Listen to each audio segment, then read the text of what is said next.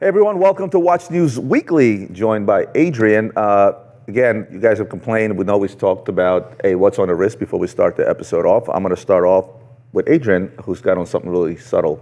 Subtle Is key. Subtle flex with quiet luxury. Quiet luxury. Not so much today. I got a fully pavé Richard Mille RM10 and rose gold.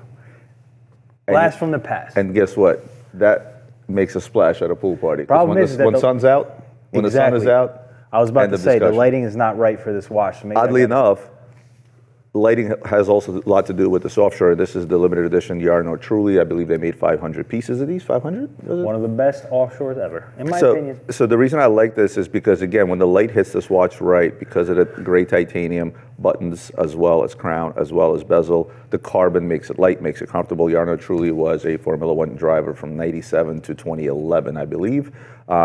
Not like a super champion. He actually, in fact, through his entire career, most notably with Lotus at the end, he only had one win.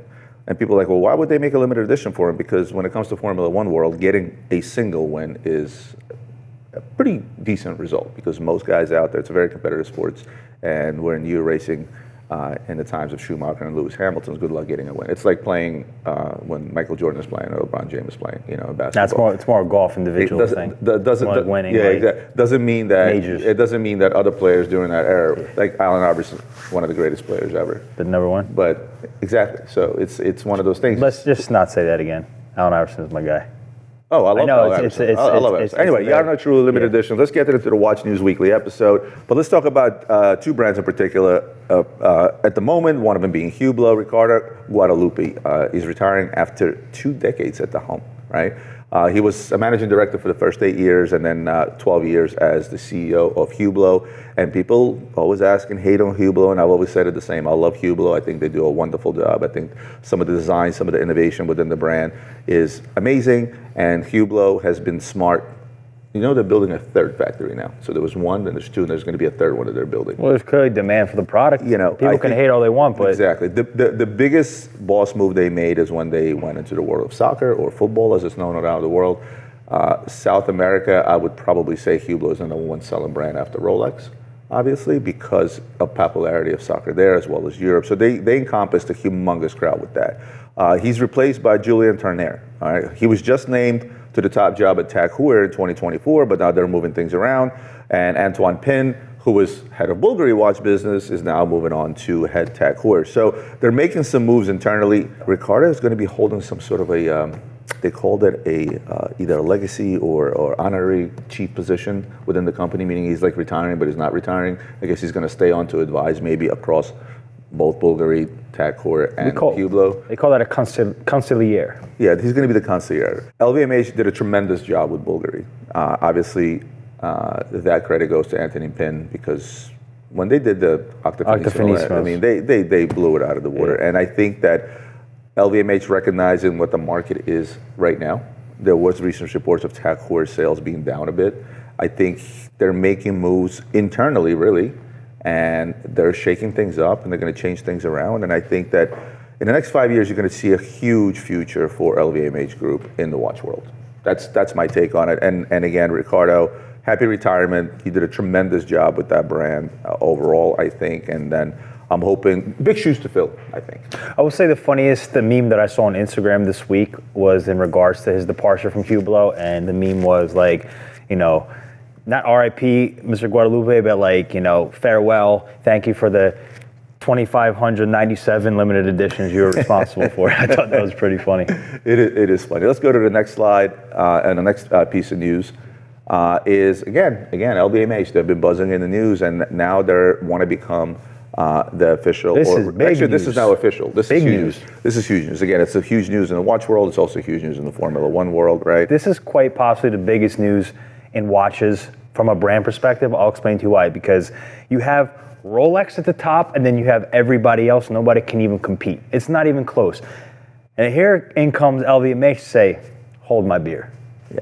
Hold my cognac. I'm coming in and I'm taking over. Formula One is currently the fourth most watched sport in the world. That goes to tell you something. But also, I hate to put it this way, it's also a very rich sport, right? Meaning that, think about our Miami Formula One trip, when we got the suite at the first Miami Formula One. Me and you, what do we do naturally, right? I mean, if you're a shoe salesman, you're going to look at people's shoes, right? We look at people's watches. Think about the people to the left of us, to the right of us, people that were attending the sport, what type of watches we saw on their wrists, right? Yeah. So a lot of watch people are a lot of car guys. A lot of car guys are a lot of racing guys, right? And Formula One being the pinnacle of racing sports, this is a huge move for Hublot as far as I'm concerned. And look, Rolex started this deal off with paying about $10 million a year, and then eventually it was about $50 million a year. They're saying that reportedly, the annual contract is $150 million. We don't know if that's per year. We don't know if that's over X amount of years. We don't really know. It's got to be per year. My question is, if you are LVMH, are you putting a Hublot clock up, or are you putting a Tag Heuer clock up? What do you do? Look, I think there's been a lot of initiatives, a lot of news in regards to Tag Heuer. I also know that Arnault's son has been a major key figure in that brand in itself. And I do think they're going through an identity crisis, because Tag Heuer for the past, I don't know how many years, decades, has kind of really found itself as like below Omega, below even Breitling in terms of price point. They can't really find their niche. So I think that they're going to want to put Tag Heuer at the helm, because honestly, I think that margin-wise, what they make in Tag Heuer is probably one of their bigger margin makers, because what does it really cost for them from a cost basis? I agree with that.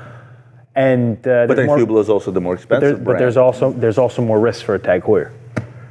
So I guess I'm going to agree with you, because look, if you already have soccer encompassed with Hublot, right, or the world of football, why not bring up the brand like Tag Heuer? How many more soccer fans can afford a Tag Heuer than a Hublot? I'd say exponentially more. Listen, you also have Tag Heuer right now being the headline sponsor for the best team in Formula One, Red Bull, right?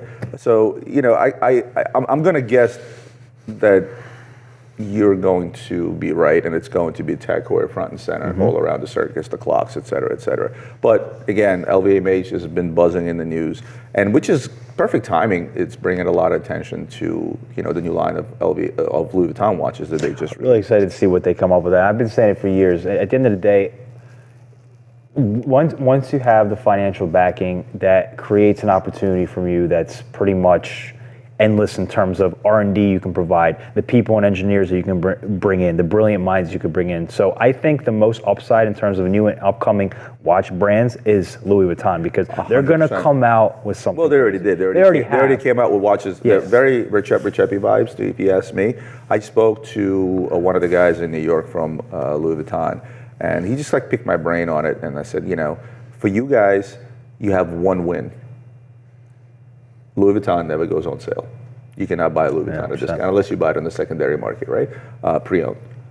And if you keep that production low, quality high, and people will realize the quality that's behind, and there's real quality behind their watchmaking, don't be surprised if you're going to start seeing things like guys out there chasing these new Louis Vuitton releases and paying over list, because there's going to be a queue, there's going to be a line, and they're going to get to a point where they're going to be selling it to their VIP clients within Louis Vuitton that are purchasing other things. You're also going to see huge auction results for some special things. Of course, 100%. Let's go to the next piece of news, and that is going to be buying a new Rolex Daytona is almost impossible. I guess we can't really call this news, but there were some numbers that we came up with that we felt like was worth sharing, because when you start putting it in this perspective and look at these numbers, it's insane, right? So obviously, if you want to purchase a new Rolex Daytona retail, you're among millions of people who register interest, right? That's you walking into an AD, you walking into a Rolex boutique and say, hey, I'm interested in this Daytona, put me on the list, right? So unless you got an in or something, or you're buying something else, you're packaging with some other stuff at your local AD, not the authorized Rolex doors, you're just not getting it. There's zero chance of you getting it at retail. But according to one specific Rolex authorized dealer, between 50 and 100 people registered their interest in Daytona every single day. That's 27,375 people registering their interest per year. Yeah. Just think about that. 27,000. That's one AD. Yeah. Now, a Millionaire Watches reported that in 2022, Rolex operated 1,816 retail sites globally, bringing a conservative estimate to something like 30 to 40 million Daytona inquiries per year. Okay, now obviously Rolex is playing a game of luxury position in a bid to protect the brand for the tarnish or overexposure, but those numbers are insane. This really puts it in perspective why it is impossible, why these things are trading a double list. again, it also goes these numbers. It would be very interesting to know how many of these requests come from people that just first off can't even afford a Daytona. Let's start there. How many of those requests come from people that have no purchase history at Rolex and are just kind of, throwing stuff against the wall and seeing if it'll stick? And how many of those people don't really know the game, right? How many of those requests are people like, oh, I saw this Rolex Daytona on your website? Because remember, there's still a big grouping of people that don't know that the gray market exists. I mean, I think you have to be born under a fucking rock nowadays not to know what a Rolex Daytona is. But you're right. You're right. You're absolutely right. I'll probably respectfully disagree on the first thing that you said, which is, how many people are going in there that can't afford it. Maybe those that just had the intention of maybe flipping it, put it on a credit card. But I think that's still a small percentage. But I thought this was a cool piece of news to share, because when you start putting these numbers on there, at least it justifies the $30,000 to $35,000 price tag on the watch. So what is the global population today? Well, it costs $7 billion. 8 billion. So the percentage of people, that's actually still... It's 2% of the world that's out to try to get it. That's a lot. I can't do math. Is that 2%? It is. You want me to you want me to calculate that for you? All right, so we have, look. Well, hold on. 10% would be 800 million. Exactly. 1% would be 80 million. So it's less than 2%. Come on, Ron. It's a 0.5%. 0.5%. Right. Anyway, let's go to the next piece of news. But it's crazy. It just goes to show how strong Rolex is. I don't know if you guys have been watching a show called The Bear. Okay. The Bears. No, that's something different. Oh, okay. You guys have been shown this watch, all right? Now there are multiple. Now we're up to season 3. You didn't see the show, right? No, I did not. I recommend that you see it. It's a really, really cool show. My wife raved about it season 1. I watched it and I liked it just the same. But anyway, there are multiple scenes across the last 10 episodes where the camera is so close to the dials of some watches, you can't help but check them out, and it was done on purpose for obvious reasons. The reason for the watches and the close-ups is because the entire show is based on time, where like every second counts kind of thing. You have to kind of watch it to understand what I'm saying. Lots of chefs have watches that kind of say, I've arrived, I've done it, look at what I got. The second thing is time. They're looking at it all day, every day. Chefs, they need time.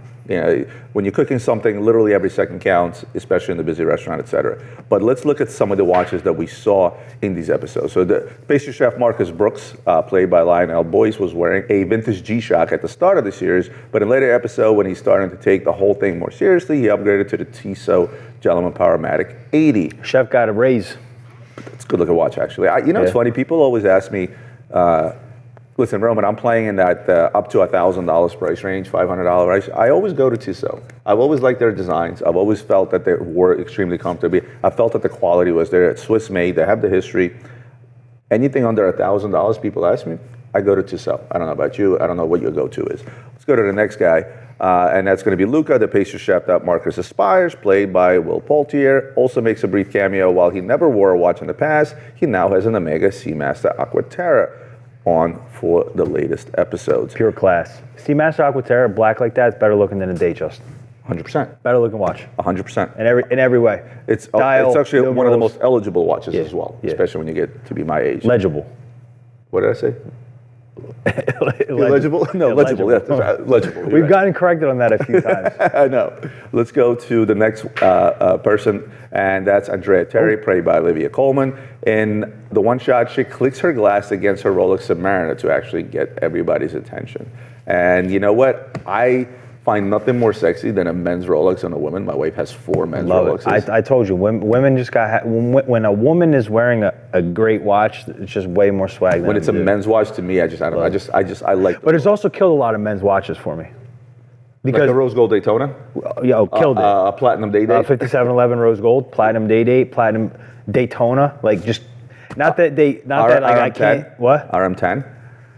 Hold on, and now you got the reverse. Now you got like Jason Tatum's of the world wearing like ladies RMs, which that's a whole other conversation. Yeah, it's a whole other conversation. Why does The Bear Season 3 have so many watches? In the first episode of the season, we see a lovely montage of Daniel Boulud and Thomas Keller mentoring Carmi during his early years. It's surprisingly calming and candid, but look closer and there's Boulard's GMT Master and Keller's Daytona. The two of the biggest chefs internationally, and they both have those watches on every day. Those are their own watches. So it's basically they're showing a progression, right, of a human being, and they're tying watches to sort of a certain status, a certain milestone. And I see that in real life. It holds very true in real life. Yeah, for sure. and I see that all day, every day among clients, that a lot of the watches that we sell to them become milestone of a certain achievement, be it financial, be it personal, be it marriage. You have watches have always synonymously been, tied to life events and life in general. It is a tool that measures our most precious asset, and that is time. Not to sound too romantic. What's the next topic of conversation? We got Biver. Again, Biver, I visited with Jean-Claude Biver, a legend in the industry. Not going to get into this man's achievements because that would be a whole other episode. I had the pleasure of sitting down with him not once but twice in a very intimate setting in a hotel room, drinking wine, cheese, and looking at his watches.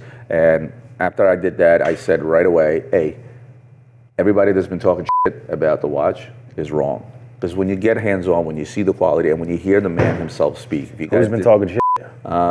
Listen, people on the internet were making fun of the price. You know what I mean? On Reddit? No, it was a few Instagram guys. Shout out to who you are in New York City. I read it. But if it's one of those things where it got to a point where people were measuring stuff in Bs because the watch was $500,000 and oh, this is a half a B, this is 2 Bs, this is 1.5 Bs. I see. But when I looked at the watch and saw what you got for the money that they're charging, the craftsmanship, the technology, the watchmaking, the legacy of the man himself, I feel that the watches were very fairly priced. The experience I had with him, and when I got to hear Biver himself talk about the passion and his basically definition of quality. In fact, we could probably pop that clip in. The most famous cheese in the world. And exclusive cheese in Yes, the world. this is one of the prototype cases that they're doing with emeralds and diamonds. Quality must speak to the eyes, but through the eyes, it must go into your blood. It was post that moment where I got goosebumps, and I was just like, wow. And then the product itself gave me goosebumps because, again, I got up close and personal. I'm going to go see them again in September for Geneva Day. So basically, it was just a sensual overload between seeing visually his watch, touching, feeling it, and the cheese. To be fair, how was the wine?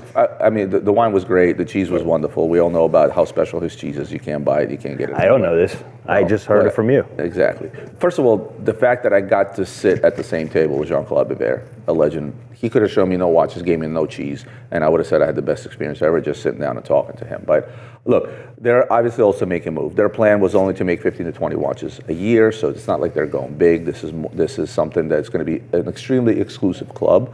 But again, they are hiring. They're also making a move, and they're bringing on a new CEO, right? And they're going outside of the family because right now the company is Jean-Claude Biver, his 2 sons. So they're hiring James Marks as his first chief executive, somebody that's going to take the company to the next level, which is great news. Get it a bit more organized. So this guy comes from Phillips Perpetual. It's a rare collectibles retail business, which is under the Phillips Auctions umbrella. And he was a deputy chairman for watches and international, and he was also the international head. So this guy obviously has plenty of experience, and I think he could be of help. I don't know that much about the guy except where he used to work. Never really crossed paths with him in the past, but I do know that Jean-Claude Biver and his 2 sons are 3 very smart individuals. So by bringing him on, obviously it was the right move for them. So real quick, this is a very interesting concept to me when you're talking about making a mere 10 to 15 watches per year. What's the point of hiring a CEO? What are you trying? Like I understand, you don't want to compromise quality with quantity and make it a global massive thing. Because obviously the watches he makes are pieces of art; they are special. So what's the point of bringing it to scale? Hold on, because you're looking at. He could sell them off to his friends. Right, but you're looking at a company that out of the gate is already going to be doing $10 million in revenue, which is not a small chunk of change. Right? Well, I'm saying 10 to 15. They're watches also. per I know, year. haven't spoken with them. They can hold them in 2 hands. I know, but they're also. I've also spoken. But the idea is for them, it's not about selling them and making a profit. The idea for them is to scale it to where these pieces do end up on the shelves of proper doors. That these pieces do end up, But that's 10 watches a year. What's the point? For now. But the plan is also, again, they came out of the gate with a minute repeater tourbillon, which is $500,000 plus. They're going to eventually scale that down into products that are less expensive, i.e. less complicated, right? So they want to expand the brand. But in order to do that, you got to bring somebody in that has experience. Remember, the 2 sons, Biver's sons, they're young kids. And even though they've been around the watch industry pretty much since they were born, it's still good to bring in somebody with a lot of experience to come in and say, you know what, this is how we're going to restructure the company. Like if Francois came to Luxury Bazaar tomorrow and said, Roman, I would like for you to step down and I would like to be the CEO of Luxury Bazaar, I would hand him my keys immediately, right? There's just certain people out there that bring the type of experience to the table that's going to allow the two younger kids to grow along with that guy, because he's not going to stick around forever. And if you can get initial boost of the company being set up properly, setting up all the right doors, setting up all the right processes in place, and so on and so forth, I think this will do really, really well for JCB watches. Girard-Perregaux, new collab with Saint Laurent. Now, you did a sigh. I noticed a sigh when you said Girard-Perregaux. But here's the situation, right? Girard-Perregaux went through some dark times alongside with Ulysse and Nardin when the Kering Group bought both over. That's when you saw Ulysse Nardin go down. That's when you saw Girard-Perregaux go down, because they over-manufacture. They manufacture closeouts. A lot of product came out of the market. Market values of these pieces have struggled for years because of that. Now we know that Kering Group no longer runs GP or Ulysse Nardin, both brands are on a different path. So obviously they're going to start making certain moves. Now, Nardin has already made a lot of progress in regards to what they've done by scaling down production, scaling down some of the pricing, by coming out with innovative things like the Freak Nomad S that we saw this year, and among all the Freak Visions. I mean, all the Freak Visions. There's a lot of good stuff that Nardin has done over the last couple of years since the Kering Group stepped off, and Girard-Perregaux is starting to do the same thing now. They introduced a new cassette. They introduced a new casquette in collaboration with Casquet, Roman. Casquet? Yeah, Saint Laurent.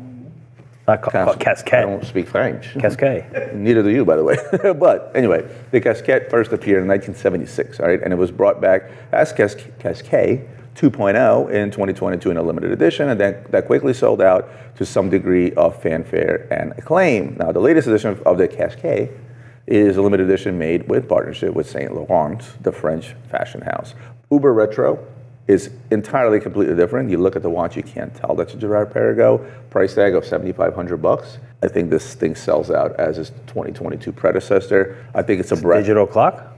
Yeah, I think it's a breath of fresh air when it comes to GP. Let's say something the Terminator would wear.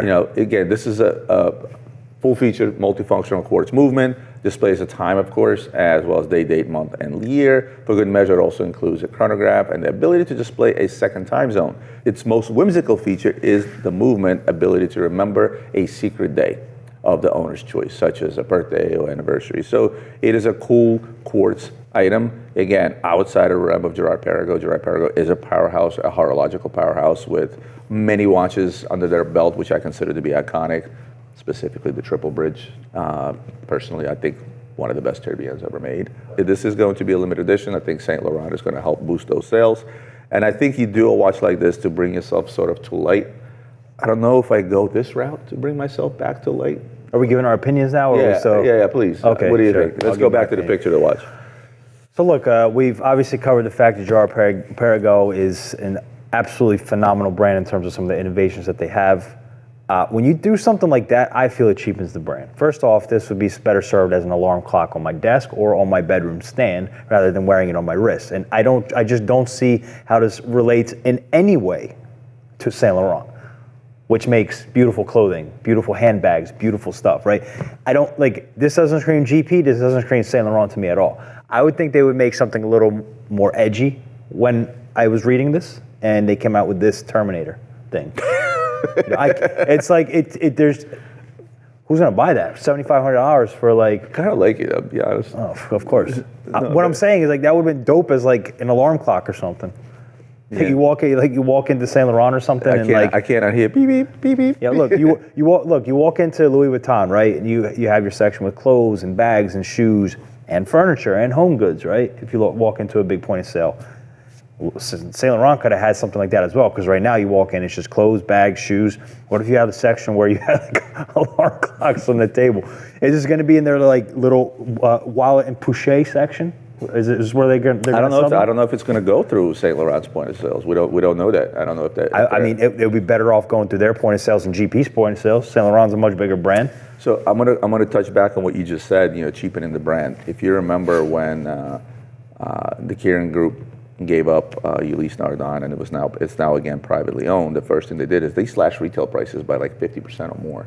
And me and you talked about it, and I remember myself saying, like, doesn't that cheapen the brand? Like, what do you do to a freak that used to retail for $93,000 or a freak that used to retail for $120,000, $130,000, and now you're giving me a freak that retails for $20,000 or $40,000, right? That, I felt at the moment that also is going to bite him in the ass. I'm sure there's a video about it somewhere where I said that, but I feel long term now it actually has helped the brand tremendously because Nardine did this and then now it's doing this. So it's like, You're talking specifically from a retail price value standpoint. I'm talking about the actual item itself and the bare bones of it. It's a digital, don't know what it is, and it doesn't really represent GP at all, based on what they do. I mean, if they made this mechanical, but then it would just be an MB&F. Look, if you walk around, you see somebody with a GP, right, Laureato or a Triple Bridge or something, and you're a watch guy. Because let's face it, who's buying GP? Guys who are fans of horology and they're part of our community. If they never heard about this or anybody on the street, this is not recognizable as a GP. A Laureato is, a Triple Bridge is. This is just like, what is he? An Apple Watch with a new band? I mean, I don't know. I'm not really. I hear you. I'm not for these collabs. I'm for collabs, I think they should have. I think they should have done something. Look, Girard-Perregaux sponsors Aston Martin team in Formula One, right? And they made those carbon Laureatos. Those sold out really, really well. The Aston Martin limited editions. I think they should have continued. They make cool watches. This is like their least cool watch. As far as I guess time will show with everything that we're saying. Time does show. Huh? Pretty clearly, on that. Right. Yeah. You're not wrong. You're not wrong. I'm sure we'll get one in. Yeah, at some point. I'm sure. Well, the 7,500 list, somebody brings that to you today. What do you pay? No, man, $750, $1,000. What do you? You can pay a little more than that. GP calls me, I'll pay $15,000. You know what I'm saying? They go, pay $15,000 for this. Pump it. You're funny. Guys, I appreciate you tuning in. Adrian, thank you so much for joining me. Thank you for having me. I think this is it for today's week. Like, comment, share, subscribe, do all those wonderful things you guys do to help this channel grow. Comment below your thoughts on everything that we discussed because we do want to read your feedback on that, and we'll see you next week.